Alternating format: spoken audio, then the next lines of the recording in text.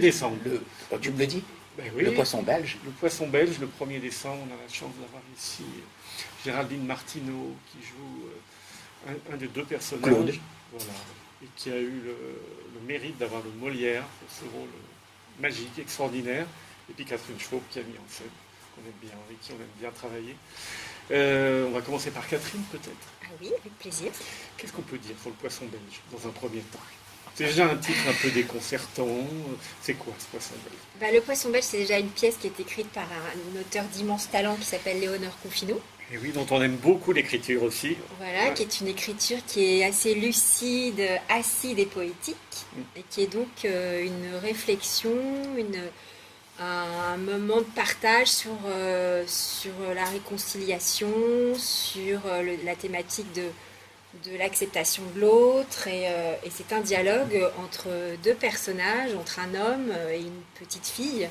Et en fait, c'est un dialogue entre un homme et son enfant intérieur. Voilà, donc on part toujours de quelque chose de très réaliste dans l'univers de Léonore pour percuter la métaphore et entrer dans une dimension qui est toujours très poétique, avec une écriture assez incisive et drôle, et qui est portée par deux comédiens au talent exceptionnel. Il y a un grand absent aujourd'hui, c'est Marc Lavoine, oui. Qui est extraordinaire. Qui est extraordinaire, qui est touchant. Une manière de jouer très distanciée dans cette pièce, il a un ton très particulier. Oui, parce que c'est à la fois très incarné, très vécu, et puis il y a une distance sur les choses, et il joue un homme qui est assis sur un banc, il porte deux petites boucles d'oreilles, et il attend un rendez-vous qui ne vient pas. Et puis débarque une petite fille qui est là avec son cartable et qui a été abandonnée par ses parents et qui va petit à petit s'incruster dans sa vie de manière assez tenace et joyeuse, et donc lui renvoyer un miroir de tout un tas de choses qu'il avait voulu enfouir en lui et qui va le réveiller en fait. Alors c'est un peu sa petite conscience, il y a un côté un peu Peter Pan dans ce personnage. Jiminy Cricket, Peter Pan, parce que cette petite fille, elle n'est pas si petite que ça, elle a un discours presque d'adulte. Comment vous avez traité, comment vous avez abordé ce personnage? C'est pas la petite fille toute mignonne, elle dit des choses très importantes. Oui. Elle est inquiétante même par moments, c'est un peu inquiétant au début. On se demande jusqu'où elle veut en venir, non? En fait, je pense que le fait que ce soit une enfant, déjà ça enlève toute histoire de désir possible entre les deux. Est-ce qu'elle s'incruste chez lui? Enfin, c'est pas du tout la question. Oui, il n'y a rien de crapuleux, il n'y a rien de trouble. Il y a rien. Voilà, déjà, ce serait une jeune femme, peut-être, ça raconterait un truc un peu différent. Oui. Voilà. Et il y a une grande naïveté, du coup, aussi dans. Enfin, même si elle est un peu coquine, et puis elle peut dire des trucs, des fois un peu. Elle va au bout, elle le pousse à bout. Elle va bien au bout, mais il y a quand même, du coup, cette naïveté, même dans la. Quand des fois, lui, il balance des trucs vraiment durs à entendre. Le truc qui se passe par là, etc. C'est une phrase qui fait beaucoup rire, ça. Oui. Il y a une espièglerie chez cet enfant. Très espiègle. Elle a envie de provoquer quelque chose, mais elle a la candeur de l'enfant. Tout peut passer. Est-ce qu'elle est vraiment si candide que ça? Et c'est ça, et en même temps, pour moi, c'est important à l'écriture que ce soit une enfant. Je pense que j'ai cette enfance en moi, et donc je l'ai mise dans le rôle, et je pense que c'est important. Et en même temps, elle est un peu sans âge, je trouve, finalement, parce qu'il y a des moments, elle est quand même très mature. Oui. Elle a énormément de recul sur les choses. Parfois, on a l'impression qu'elle en sait même un peu plus que lui. Oui. Et du coup, moi, j'aime bien aussi ce côté-là, en fait, où, en effet, on part de l'enfant, et puis après, je sais pas, ça devient peut-être aussi un peu autre chose. Peut-être une figure, quoi. Ils s'appellent Claude, tous les deux, j'ai vu. Oui. Pourquoi ils s'appellent? Ils ont le même prénom. C'est un nom d'ailleurs asexué, comme Dominique. Elle a peu des prénoms complètement asexués. Est-ce que l'auteur a voulu, je sais pas. Alors, il y a une vraie raison. C'est-à-dire que c'est dommage qu'on la dévoile avant que les spectateurs voient.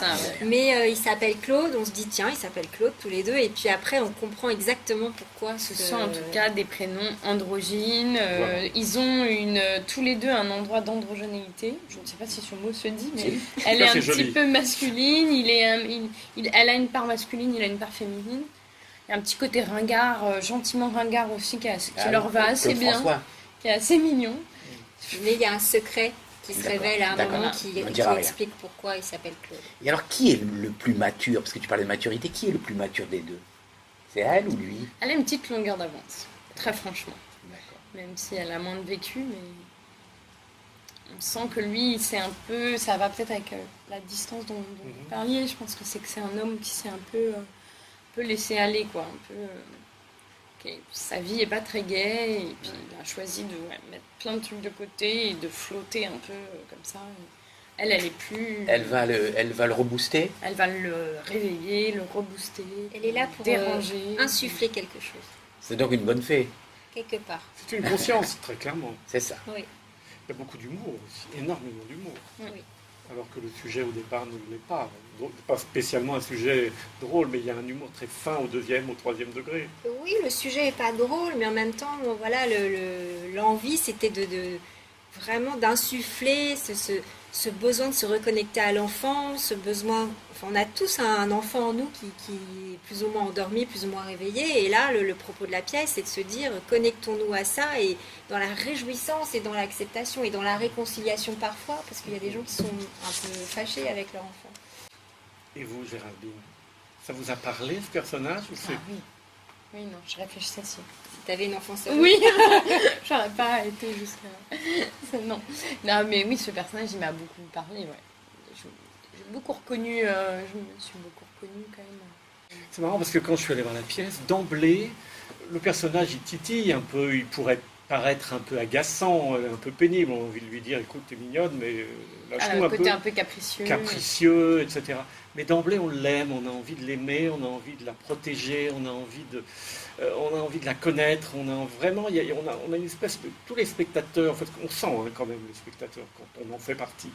Il y a une tendresse énorme pour elle. Mais ça, c'est Géraldine Martineau. J'ai bien l'impression. Parce que... J'ai bien l'impression. Nous, quand on l'a vu avec Léonore la première tendresse. fois, on s'est dit, mais il n'y a pas d'autre personne capable de jouer ce rôle. C'est-à-dire qu'il y a une adéquation entre l'écriture de Léonore et la personnalité et le talent de Géraldine qui fait qu'en plus, il fallait donner une dimension à ce personnage, l'inventer, l'incarner, et donner une dimension à la fois spirituelle et physique. Parce que je ne sais pas si tu te souviens, tout le corps qu'elle met dans le spectacle. Bien sûr, complètement. C'est extrêmement, le corps est essentiel dans ce spectacle. Alors, c'est vrai que Marc Lavoine est sensationnel et qu'on a vraiment envie que ce soit lui, mais si jamais il partait sur d'autres routes, on pourrait peut-être imaginer d'autres personnages. Il ne faut pas lui dire à Géraldine pour ses cachets, mais c'est vrai que si c'est pas elle... Non, mais si c'est pas Marc non plus, parce que c'est une vraie rencontre, non, il y a une rencontre entre deux, il y a une complicité. Il y a un rapport de taille, de voix, d'émotion, Vous avez pensé tout de suite à Marc Lavoine? Oui, quasiment. Pourquoi? Parce que je cherchais un comédien qui soit à la fois élégant et racé, et qui puisse aussi incarner quelque chose de fatigué. Et je pense que Marc, dans la composition, il avait vraiment cette capacité-là, avec son visage, avec le bleu de ses yeux, sa voix cassée. Et il avait vraiment toutes les couleurs, toute la palette possible de ces couleurs-là. Alors l'homme est très beau et le personnage a une grande humilité en même temps. C'est ça qui m'a beaucoup touché. Il est extrêmement touchant à cause de ça. Parce qu'avec son physique, il pourrait ne pas dégager cette humilité. C'est l'humilité de Marc aussi. Oui, c'est l'humilité aussi de la personne dans la vie. C'est quelqu'un qui s'est vraiment mis au service de manière très artisanale. C'est sa première pièce au théâtre. Il a fait cabaret, mais oui, ça faisait longtemps qu'il n'avait pas fait de théâtre. Mais c'est un artiste rare dans l'émotion et dans la sensibilité. Et justement, dans le rapport du duo, c'était important que ce soit équilibré et qu'il puisse aussi laisser la place à... C'est là que ça se rencontre. Je trouvais que c'est assez beau. C'est qu'en fait, c'est lui, son humilité dans la vie, le fait qu'il ne connaissait pas le théâtre, qu'il y rentrait un peu à pas feutrer, et du coup, voilà. Et puis en même temps, ça raconte quelque chose avec le personnage. C'est pas comme si c'était... C'est deux rencontres. C'est que ce personnage, finalement, il est un peu à côté de sa vie, et il est surpris par cette petite gamine qui vient lui apporter des trucs, et du coup, évidemment, elle prend beaucoup plus de place que lui, et du coup, il la laisse, et du coup, ça, je trouve que voilà, le personnage et Marc, ça allait ensemble, en fait. Ça s'est servi. Pourquoi le poisson belge? Voilà, Si on a le droit de le dire. Beaucoup de spectateurs nous posent la question, pourquoi le poisson belge? Évidemment, on leur répond, venez voir la pièce, vous comprendrez, mais comment on peut essayer de les mettre sur la voie? Pourquoi ce titre? Mais moi, je pense que Léonore, elle a fait un titre exactement pour que tout le monde pose la question. Ben, c'est bien, c'est Il y a réussi, plus ça. de questions que de réponses. Pourquoi le poisson belge? Alors Léonore répond à cette question que comme c'est une pièce assez autobiographique finalement, parce qu'elle l'a écrit aussi quand elle était enceinte, et que comme elle est suisse, elle a préféré appeler le poisson belge pour que Le poisson suisse. pour que toute sa famille ne puisse pas se reconnaître. C'est drôle ça. Comment ils réagissent le jeune public, enfin le jeune public, pas les petits, mais il y a certainement des ados qui viendront à Chaville. Comment ils réagissent? Particulièrement, différemment des adultes ou non? Non, parce qu'en fait, comme il y a aussi ce personnage qui, je pense qu'il y a beaucoup d'identification possible aussi au personnage de Géraldine, personnage qui s'appelle Claude. On peut s'identifier en fait, on peut choisir si on s'identifie en tant qu'enfant ou en tant qu'adulte. Et donc ça, c'est aussi intéressant parce que c'est intéressant de voir où est-ce qu'on s'est situé, nous, où est-ce que l'identification s'est produite.